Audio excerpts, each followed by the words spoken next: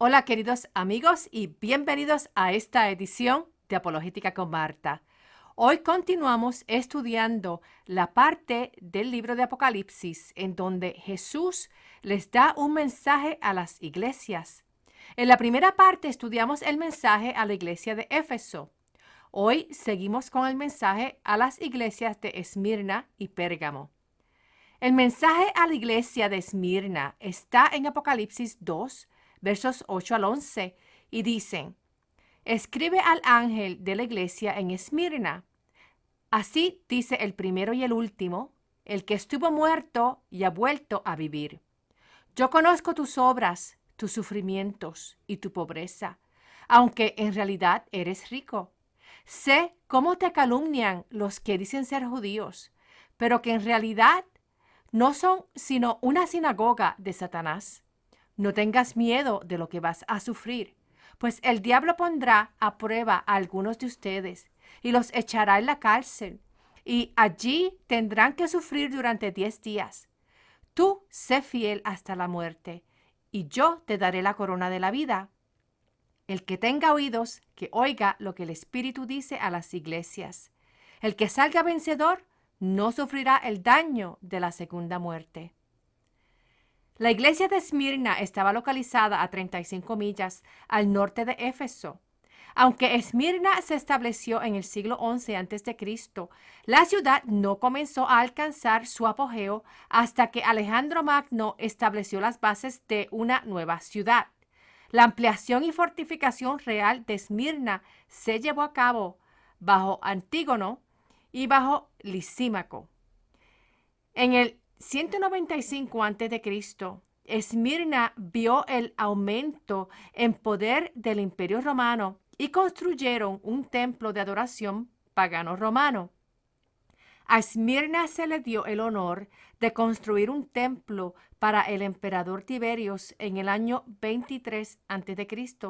por sus años de fidelidad hacia Roma. Por lo tanto, la ciudad vino a ser el centro del culto de adoración hacia el emperador. Este culto de adoración más tarde fue quien llevó a cabo persecución en contra de los cristianos. Primero la persecución fue bajo el emperador Nero, quien reinó entre el 54 y el 68 después de Cristo, y más tarde bajo el emperador Domitian, quien reinó entre el 81 y el 96 después de Cristo. La ciudad de Esmirna en el mapa de hoy se conoce como Izmir y queda localizada en Turquía. Se han llevado excavaciones en la parte central de Izmir y se ha encontrado un mercado romano con fecha del segundo siglo después de Cristo. El nombre Esmirna significa mirra, que es una resina obtenida del árbol Commiphora mirra. La mirra era un ingrediente fundamental utilizado para embalsamar cuerpos porque una de sus principales propiedades era su capacidad para retardar la putrefacción de la carne muerta. Este tipo de embalsamamiento se utilizó en Egipto y en Judea. La mirra a menudo se recuerda como uno de los 3 regalos costosos que los magos le dieron a Jesús después de su nacimiento. 50 años después de la muerte del apóstol Juan, quien escribió Apocalipsis, Policarpo era pastor de la iglesia en Esmirna. A la edad de 86 años, Policarpo fue quemado vivo por rehusarse a adorar al César. También en el Esmirna del primer siglo había una sinagoga judía, y en esa sinagoga había muchos judíos quienes odiaban y levantaban calumnias en contra de los cristianos, al punto que Jesús los llamó sinagoga de Satanás. Cuando estos judíos rechazaron a Jesús y se unieron con los paganos en contra de los cristianos, básicamente vinieron a ser una herramienta en las manos de Satanás, como lo fueron los que adoraban en el culto a los emperadores. Pero Jesús los animó a no temer por el sufrimiento que ellos experimentarían. Unos serían enviados a prisión, otros perderían la vida. Pero Jesús les aseguró y garantizó que si perseveraban, recibirían la corona de la vida eterna. Desde el principio de la iglesia, el sufrimiento ha sido una realidad en la vida del cristiano, especialmente cuando sufre persecución por su fe. Pero fíjate que el sufrimiento comenzó en el jardín del Edén, cuando Adán y Eva pecaron en contra de Dios. Toda persona de toda raza, pueblo, cultura y lengua, en algún momento u otro pasa por sufrimiento, ya sea por situaciones financieras, enfermedades, relaciones personales rotas o una simple persecución. Uno no tiene que ser cristiano para ser perseguido. Los musulmanes de diferentes grupos se persiguen y matan unos a los otros. Ateos comunistas han hecho guerra contra otros ateos nazis. Comunistas en la China tienen esclavizados a seguidores de sectas musulmanas, a cristianos y a personas de otras razas o creencias. Pero en ninguna otra fe uno encuentra una solución real basada en el evento histórico de la resurrección de Jesús, que llena a uno de esperanza en el futuro, aún en medio del sufrimiento, como lo hace la fe en Jesús. Jesús mismo sufrió injustamente en la cruz. Él murió y Él resucitó y nos prometió la vida eterna. El uno sufrir en el ateísmo no te lleva al reino de Dios, ni te ofrece la más mínima esperanza. El uno sufrir bajo el Islam, bajo el budismo, el hinduismo o cualquier otra cosmovisión fuera de la fe en Jesús como Dios y Salvador, simplemente te lleva a vivir una vida sin paz. Solo con Jesús y con el Espíritu Santo, que una vez toma residencia en nuestros corazones, sellándonos con la promesa de la vida eterna, podemos enfrentar y perseverar en el sufrimiento. Galatas 5, versos 22 al 23 nos dice que el fruto del Espíritu es amor, gozo, paz, paciencia, benignidad, bondad, fe, mansedumbre y templanza. Con todos estos frutos del Espíritu, podemos enfrentar la realidad del sufrimiento en un mundo que cada día que pasa, notamos que es un mundo delirante y que le llama bueno a lo malo y malo a lo bueno. Ahora, no nos podemos olvidar de otra cosa. Todo creyente en Jesús, aunque muera, resucitará y regresará a esta tierra a reinar con Jesús. Esto lo indican los últimos capítulos de Apocalipsis, pero casi 800 años antes de Cristo. El profeta Isaías anunció que Jesús reinaría en la tierra. El gobierno de toda la tierra caerá sobre los hombros de Jesús. La primera parte de la profecía en Isaías 9, verso 6, ya se cumplió en la primera venida de Cristo, que dice que porque un niño nos ha nacido, un hijo nos ha sido concedido. Jesucristo es el cumplimiento del Hijo de Dios prometido. Pero la profecía continúa con los versos de Isaías 9, versos 6 y 7, y dicen: sobre sus hombros llevará el principado, y su nombre será Consejero Admirable, Dios Fuerte, Padre Eterno y Príncipe de Paz. La extensión de su imperio y la paz en él no tendrán límite.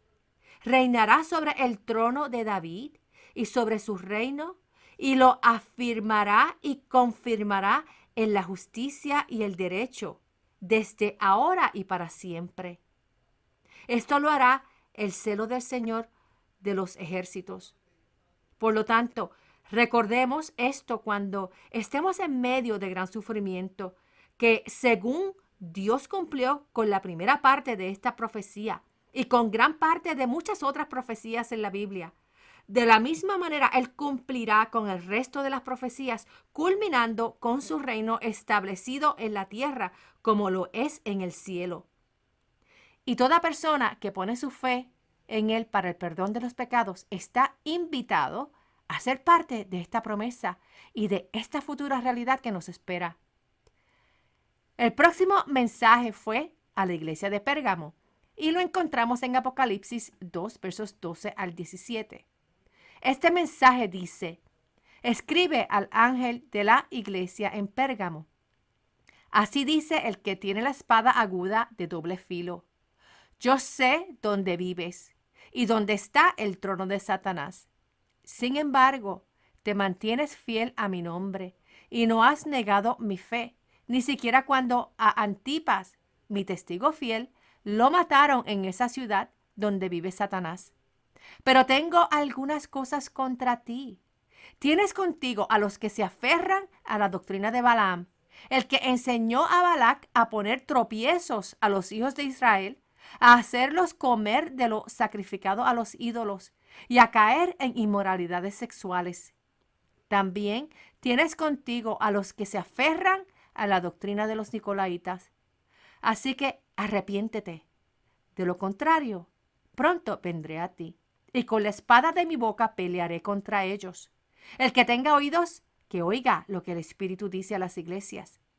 Al que salga vencedor, le daré a comer del maná escondido, y le daré también una piedrecita blanca. En ella está escrito un nombre nuevo que nadie conoce sino el que lo recibe. La ciudad de Pérgamo era la ciudad principal al noroeste de Asia Menor. La ciudad vino a ser la cabeza de la región después que Atalus I derrotó a los de Gálata.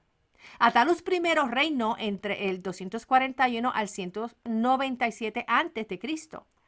Pérgamo vino a ser un símbolo de superioridad griega sobre los bárbaros. La ciudad tenía una biblioteca con sobre 200,000 volúmenes. La palabra pergamino viene de Pérgamo. El pergamino es un material que proviene de la piel animal y es usado para escribir, y aparentemente el pergamino se desarrolló en esta área. Fácilmente podemos ver el por qué tenían tantos volúmenes en la biblioteca. Pérgamo se construyó en un plano fértil, a 20 millas del mar Egeo, y por sobre 250 años sirvió como la capital de la provincia romana en Asia Menor. Esta ciudad también era la sede de la milicia romana en Asia Menor. Los cristianos en Pérgamo aborrecían el culto de Aesculapius, representado por una serpiente, y que era conocido como el dios de Pérgamo. Pero en la ciudad también se practicaba otros cultos a otros dioses como a Atenas, Dionisios y a Zeus. Y fue la primera ciudad en Asia en construirle un templo a César, que fue en el año 29 a.C. En el Acrópolis de Pérgamo había un altar en forma de trono enorme dedicado a Zeus. Por eso Jesús dice que allí está el trono de Satanás.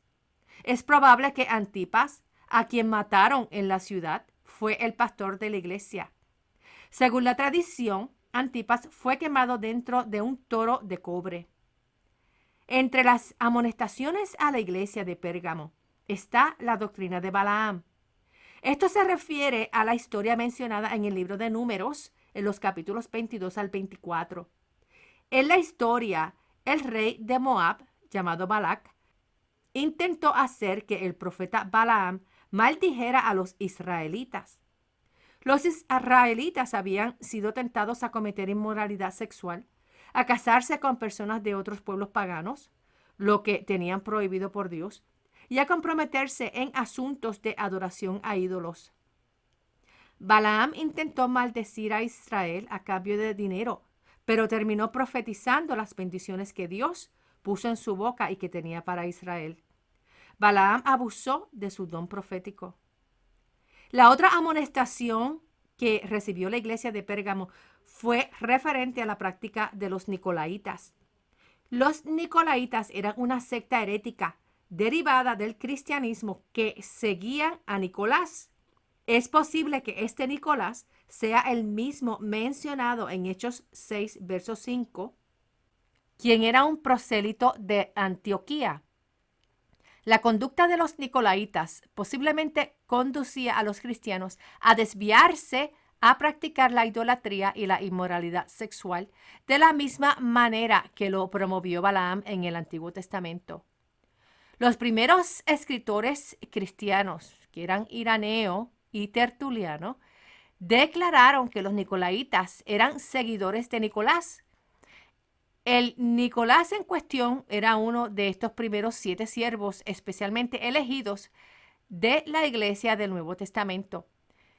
Como dije, que aparece en Hechos 6, verso 5, y aunque fue elegido para servir debido a su carácter y sabiduría, más tarde aparentemente comenzó a promover enseñanzas falsas. Por un lado, la iglesia de Pérgamo se mantenía fiel a Jesús, pero por otro lado, estaba viviendo en pecado y no estaban representando la santidad de Dios en un mundo perdido que los rodeaba y que necesitaba conocer del verdadero Dios, no solo en palabras de fe, sino en acciones de conducta que representaban la santidad de Dios.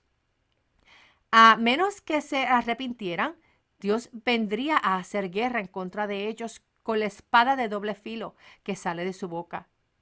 La palabra de Dios es como una espada de doble filo que por un lado promete gracia y salvación a aquellos que ponen su fe en Cristo, y por el otro lado promete condenación y justicia en contra del que no se arrepiente. Lo que era cierto en la iglesia de Pérgamo referente a sus prácticas inmorales e ilícitas y a llevar a cabo otras prácticas que habían sido de exaltación a otros ídolos, es también cierto en algunas iglesias de hoy. Cuando el mundo y sus sistemas de valores carnales toman el control de la iglesia, aunque pueda que tenga fe en Jesús, comienza a apartarse de la verdad y a ser irrelevante, ya que pierde el compás de cómo debe de portarse moralmente de acuerdo a la ética moral de Dios y no a la ética moral del mundo. Por ejemplo, prácticas inmorales e idólatras hoy día dentro de la iglesia incluyen los divorcios injustificados, el concubinato, el libertinaje sexual, la pornografía, la aceptación y promoción de matrimonios del mismo sexo, la aceptación de estilos de vida transgéneros y homosexual, el aborto, la práctica del ocultismo, la brujería, la lectura de cartas, el tarot, el horóscopo y la numerología. Una práctica oculta que ha estado entrando bien fuertemente en las iglesias es la práctica del eneagrama. El eneagrama tiene su fundamento en el ocultismo y su filosofía es sincretizada con la Biblia para darle dirección al ser humano y supuestamente ayudarlo a entenderse a sí mismo y a entender a los demás que lo rodean. El curso en milagros es también otra filosofía que por muchos años se ha enseñado en varias iglesias como un estudio bíblico, y el mismo también tiene su origen en el ocultismo, ya que su autor canalizó la información mediante trances y meditación. La iglesia de Pérgamo también representaba una iglesia en la que se enseñaban herejías. Hoy día podemos encontrar iglesias con el mismo problema, que enseñan a un Jesús diferente, por ejemplo, que es un ser creado y no Dios, o que es un gurú. Enseñan a un Dios Padre diferente, exaltando su amor, pero negando su santidad y justicia. Enseñan a un Espíritu Santo diferente, como por ejemplo que Él es solo una fuerza y que no es la tercera persona de la Trinidad. Enseñan un evangelio de salvación diferente, ya sea por obras, sacramentos y ritos diferentes a las enseñanzas bíblicas. Promueven una negación de cuál es el problema del ser humano, que es el pecado. Pero algunas iglesias dicen que es la falta de iluminación e ignorancia de la deidad de uno mismo. Y hasta enseñan herejías sobre el infierno, indicando que el mismo no existe o que al final todo el mundo será salvo.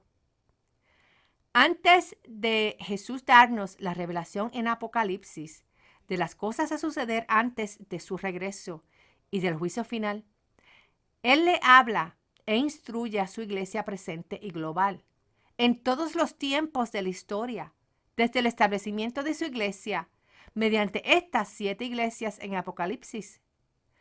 Las cosas buenas y las cosas malas que practicaban estas 7 iglesias son las mismas cosas que experimentan las iglesias de hoy. Hasta hoy hemos estudiado 3 de las 7 iglesias, Para la iglesia de Éfeso, Jesús le dio elogios, ya que rechazaba el mal, perseveraba y tenía paciencia. Pero la criticó porque el amor hacia Jesús se estaba enfriando. La instrucción a Éfeso era que hiciera las obras como en el principio, con ese amor fuerte que tenían cuando recibieron la salvación. Jesús les prometió el árbol de la vida. A la iglesia de Esmirna, Jesús no le dio criticismo alguno. Jesús vio que ellos soportaban el sufrimiento lleno de gracia. Jesús los animó para que fuesen fieles hasta la muerte y les prometió la corona de vida. Y a la iglesia de Pérgamo, Jesús los exaltó en cuanto a que mantuvieron la fe en Él, pero los criticó en cuanto a que toleraban la inmoralidad, la idolatría y las herejías. Jesús los instruyó a que se arrepintieran. Y si se arrepentían y permanecían en la fe, Jesús les daría del maná escondido y una piedra con un nuevo nombre. Fíjate que en estos días estamos viviendo en una hambruna espiritual por dos razones. Primero, que las personas ni buscan de Dios o no leen la Biblia y no se alimentan espiritualmente con la palabra de Dios. Segundo, que no se congregan en una iglesia, o si se congregan, no es una iglesia doctrinalmente sana, que deja a la persona hambrienta de alimento espiritual bíblico sólido. En muchas iglesias no existe el hambre por Jesús, es simplemente un club social, cuando en realidad Jesús es nuestro pan de vida. Él es nuestro maná que bajó del cielo para alimentarnos con la verdad eterna. En Deuteronomio 8, verso 3, Jesús le dice al pueblo de Israel: el Señor te afligió y te hizo sentir hambre, pero te sustentó con maná, comida que ni tú ni tus padres habían conocido, para hacerte saber que no solo de pan vive el hombre, sino que vive de todo lo que sale de la boca del Señor. En Mateo 4, verso 4, cuando Jesús fue tentado por Satanás, Jesús le respondió: escrito está, no solo de pan vive el hombre, sino de toda palabra que sale de la boca de Dios. En Juan 6, versos 32 al 35, Jesús dijo: de cierto les digo, que no fue Moisés quien les dio el pan del cielo, sino que es mi Padre quien les da el verdadero pan del cielo. Y el pan de Dios es aquel que descendió del cielo y da vida al mundo. Y ellos le dijeron: Señor, danos siempre este pan. Entonces Jesús les dijo: yo soy el pan de vida. El que a mí viene nunca tendrá hambre, y el que en mí cree no tendrá sed jamás. Y en Juan 6, versos 50 al 51, Jesús nos dice: este es el pan que desciende del cielo, para que el que coma de él no muera. Yo soy el pan vivo que descendió del cielo. Si alguno come de este pan, vivirá para siempre. Y el pan que yo daré es mi carne, la cual daré por la vida del mundo. Y en Apocalipsis 2, verso 17, Jesús nos dice: el que tenga oídos, que oiga lo que el Espíritu dice a las iglesias. Al que salga vencedor, le daré a comer del maná escondido. Jesús es nuestro maná que descendió del cielo, murió en la cruz, resucitó y ahora está a la derecha del Padre. Jesús es nuestro alimento espiritual y nuestra vida eterna. Aliméntate con su palabra en la Biblia para que en lo que Él regresa por su iglesia, tú te mantengas firme en la verdad, te mantengas lleno de fe y lleno de esperanza, no importa cuáles sean las circunstancias que te rodean. Jesús te ama y está siempre a tu lado, hoy y por toda la eternidad. Te invito a que visites mi página en línea apologeticaconmarta.org y las páginas en Facebook o YouTube, en donde puedes encontrar todos los programas radiales en archivo y otros recursos que te ayudarán a ampliar tu fe en Jesús y ampliar tu conocimiento en la apologética cristiana. Que Dios los bendiga y hasta el próximo programa. Chao.